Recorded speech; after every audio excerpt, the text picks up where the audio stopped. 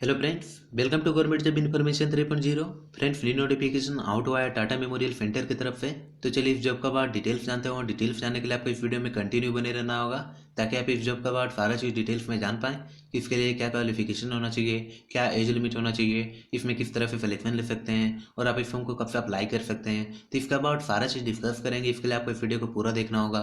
तो चलिए discussion start करते हैं। Name of the post Tata memorial centre scientific officer, various post online form 2022। इस फॉर्म को 12 फरवरी 2022 को इसको रिलीज किया गया है। टोटल वैकेंसी 86 है। अब देखते हैं इंपॉर्टेंट डेट्स। आप इस फॉर्म को 9/2/2022 से अप्लाई कर सकते हैं और 8/3/2022 तक आप इस फॉर्म को अप्लाई कर सकते हैं। एप्लीकेशन फीस, तो देखिए जनरल ओबीसी ईडब्ल्यूएस कैंडिडेट्स को इस फॉर्म को अप्लाई करने के लिए 300 रुपीज़ पे करने होंगे। SC ST PWD EFM female candidates को इस फॉर्म को अप्लाई करने के लिए किसी भी तरह का पेमेंट नहीं करना होगा और इसका पेमेंट आप ऑनलाइन कर सकते हैं। अब देखते हैं क्वालिफिकेशन एंड वैकेंसी डिटेल्स। तो देखिए scientific officer clinical neuro psychologist में 1 पोस्ट है अनरिजर्व कैटेगरी के लिए। इसके लिए क्वालिफिकेशन एमडी या फिर पीएचडी होना चाहिए related to field. Maximum age 40 साल होना चाहिए, इससे ज़्यादा एज नहीं होना चाहिए। Scientific officer D bio informatic में 1 पोस्ट है अनरिजर्व कैटेगरी के लिए। इसके लिए क्वालिफिकेशन पीएचडी होना चाहिए रिलेटेड टू फील्ड और 1 ईयर का एक्सपीरियंस भी होना चाहिए। मैक्सिमम एज 40 होना चाहिए, इससे अबव नहीं होना चाहिए। साइंटिफिक ऑफिसर न्यूक्लियर मेडिसिन में 2 पोस्ट है अनरिजर्व कैटेगरी के लिए। इसके लिए क्वालिफिकेशन एमएससी या फिर डिप्लोमा होना चाहिए related to field. Maximum age 40 होना चाहिए, इससे अबव एज नहीं होना चाहिए। साइंटिफिक ऑफिसर कैंसर एपिडेमियोलॉजी में 1 पोस्ट है अनरिजर्व कैटेगरी के लिए। इसके लिए क्वालिफिकेशन पोस्ट ग्रेजुएशन होना चाहिए रिलेटेड टू फील्ड और 3 ईयर का एक्सपीरियंस भी होना चाहिए। मैक्सिमम एज 40 होना चाहिए, इससे एबव एज नहीं होना चाहिए। असिस्टेंट अकाउंट ऑफिसर में 2 पोस्ट है, जिसमें ओबीसी के लिए 1 पोस्ट है, एससी कैटेगरी के लिए 1 पोस्ट है। इसके लिए क्वालिफिकेशन सीए या फिर ICWA MBA PG related to field होना चाहिए। मैक्सिमम एज 35 होना चाहिए, इससे एबव एज नहीं होना चाहिए।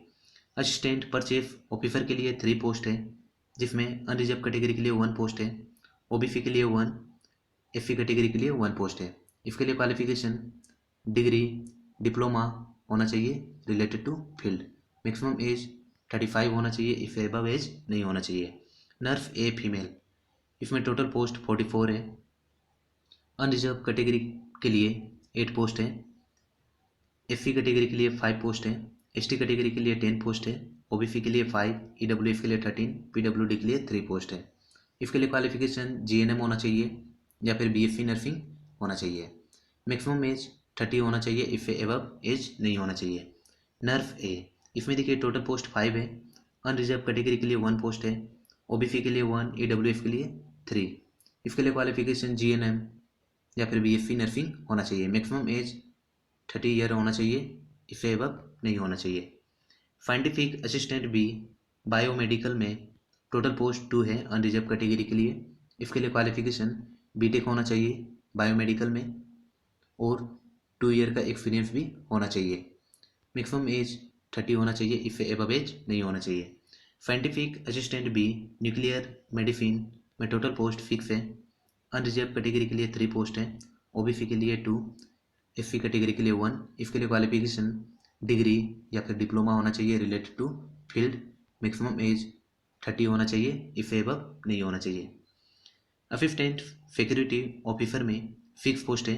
इसके लिए qualification graduate plus NCC C certificate होना चाहिए, ओके, प्लस 5 ईयर का एक्सपीरियंस भी होना चाहिए। मैक्सिमम एज 30 ईयर होना चाहिए, इससे एबव नहीं होना चाहिए। इसके अलावा जनरल के लिए हाइट 167 सीएमएफ हाइट होना चाहिए।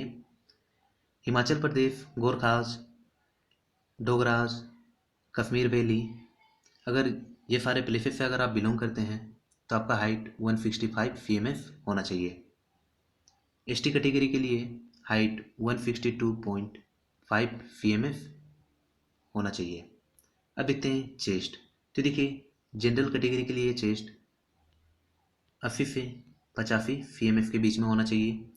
अगर ये प्लेसेस से बिलोंग करते हैं तो आपका चेस्ट 80 से 50वीं VMF के बीच में होना चाहिए। अगर आप ST कैटेगरी से बिलोंग करते हैं तो आपका चेस्ट 77 से लेकर के 82 VMF के बीच में होना चाहिए। इसके अलावा देखिए वैलिड ड्राइविंग लाइसेंस होना चाहिए 2 व्हीलर का।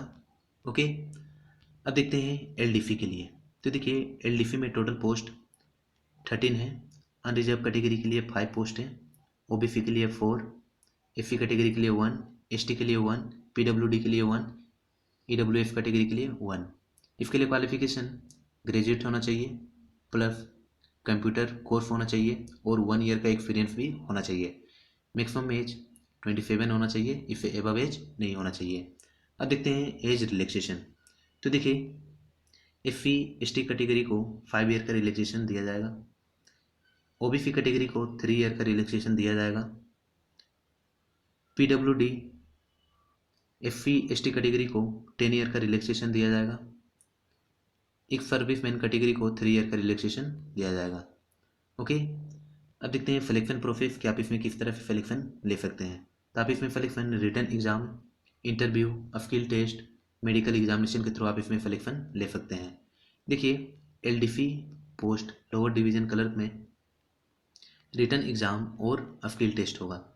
ओके, अब देखते हैं सैलरी स्ट्रक्चर। तो देखिए साइंटिफिक ऑफिसर में 67,700 टू 78,800 के बीच में सैलरी होगा। असिस्टेंट अकाउंटेंट ऑफिसर के लिए 44,900 सैलरी होगा। असिस्टेंट परचेज ऑफिसर के लिए 44,900 सैलरी होगा। नर्स के लिए 44,900। साइंटिफिक असिस्टेंट के लिए 35,400 सैलरी होगा। असिस्टेंट सिक्योरिटी ऑफिसर में 35,400 सैलरी होगा। लोअर डिवीजन क्लर्क में 19,900 सैलरी होगा। ओके, इसके अलावा देखिए कौन कौन से बेनिफिट्स प्रोवाइड किए जाएंगे।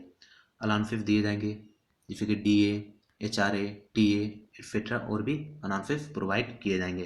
Training and development, medical facilities दिए जाएंगे। ओके, अकोमोडेशन दिए जाएंगे और रिटायरमेंट बेनिफिट्स भी दिए जाएंगे। अब देखते हैं जॉब लोकेशन। तो देखिए इसका जॉब लोकेशन मुंबई होगा, महाराष्ट्र। ओके, तो आई होप आप लोग को इस जॉब का पार्ट सारा चीज़ क्लियर हो गया होगा। स्टिल किसी भी तरह का डाउट रहता है देन आप कमेंट कर सकते हैं, और अगर आप इस फॉर्म को अप्लाई करने के लिए इंटरेस्टेड हैं देन इसका लिंक आपको वीडियो के नीचे डिस्क्रिप्शन में मिल जाएगा, वहाँ से जाकर आप इस फॉर्म को अप्लाई कर सकते हैं।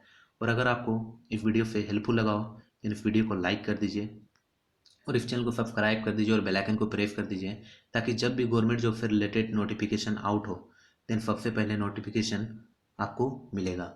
ओके, तो आई होप आप लोग को इस जॉब का अबाउट सारा चीज़ क्लियर हो गया होगा। तब तक के लिए जय हिंद, जय भारत।